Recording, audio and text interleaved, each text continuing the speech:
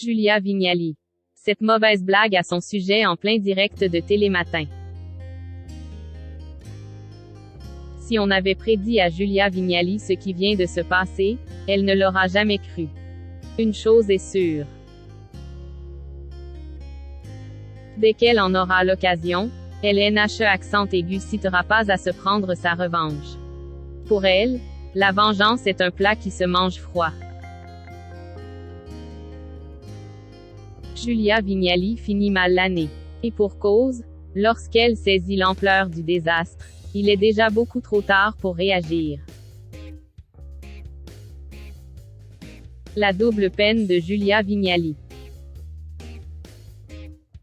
Qu'on se le dise, peu importe la thématique de l'émission, le regard pétillant de Julia Vignali est unique.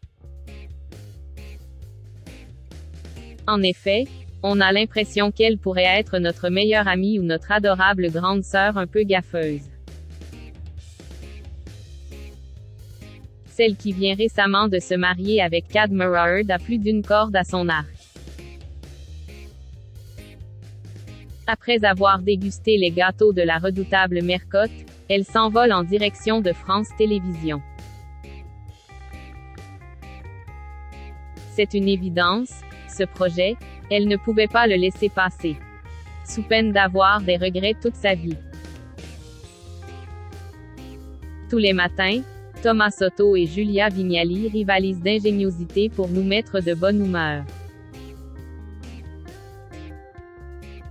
Ceux qui ont l'habitude de commettre avec un café devront impérativement dire adieu à cette mauvaise habitude. Tartine en main, verre de jus d'orange dans l'autre, on fait le plein d'énergie devant cette émission.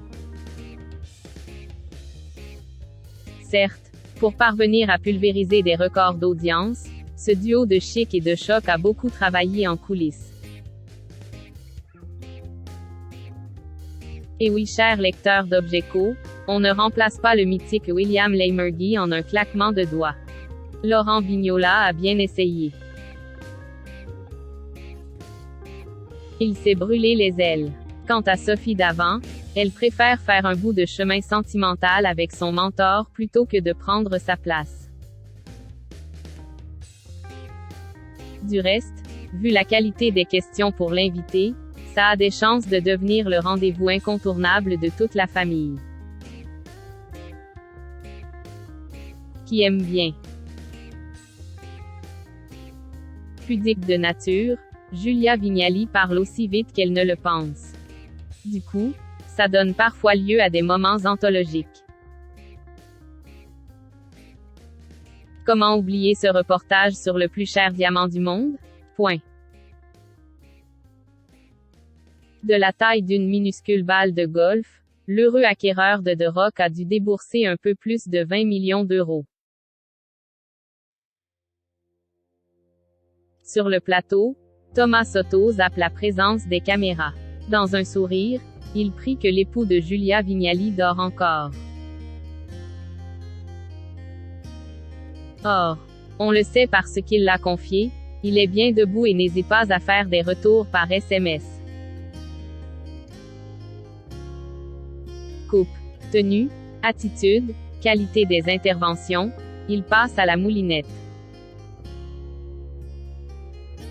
Malicieuse et caustique à souhait, elle en profite pour souligner que s'il l'aime vraiment, il trouvera un moyen pour investir dans cette merveille. Châtie bien Julia Vignali. Sur France 3, Samuel Etienne est à la fois prévu dans la case du matin, mais aussi dans celle du soir. D'humeur taquine, Thomas Soto improvise et va surprendre son collègue et ami. En squattant son journal télévisé, il va découvrir un butin qui ne laissera pas Julia Vignali indifférente. Cette boîte de bonbons, est-elle là pour la laine ou bien pour la gourmandise? Point. Dans cette enquête, Objeco vous précisait que la recette du chocolat changeait. Pour contrer les réfractaires au carré de sucre, les tablettes sont de plus en plus amères. Qui de cette friandise acidulée de notre enfance? Incapable de répondre, il balance tout fort ce que d'autres pensent tout bas. Il faut plutôt voir du côté de Julia Vignali. Aïe! Ce ping-pong verbal pique. Nous n'avons aucun doute que dès l'année prochaine, elle réagira à ce tacle.